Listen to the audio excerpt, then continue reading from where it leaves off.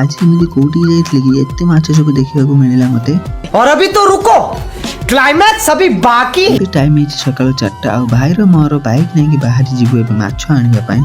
खाओ मां कसम।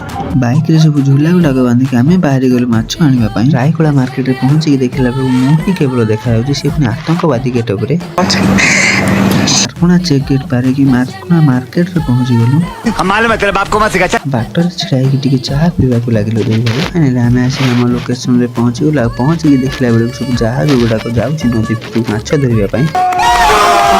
आमे जेमिति राति 4टा रे उठी आसी माछ नबा पई सेमिति आउरी भी लोक आसीथिले माछ नबा पई। सेठी बहुत भेराइट प्रकार माछ थिला। आउ डेरी न करी मो भाई माछ किनिबा को नागी पडिला। अरे बाबा जेमिति कि कंटिया चिंगुडी आ पानी एखिया माछ भी किना हला।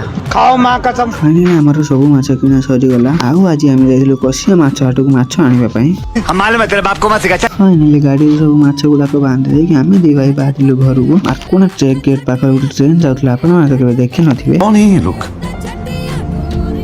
कहाँ से आते हैं? फाइनली आमे आसी कि दुकान पाखरे पहुंची गलु। माछ गुडा को सब दुकान भीतर रखे कि मु सीधा पळी आसिली घर को। जदि वीडियोटा भल लागिथे कमेंट करबे। मु बबलू रहली बाय जय जगन्नाथ।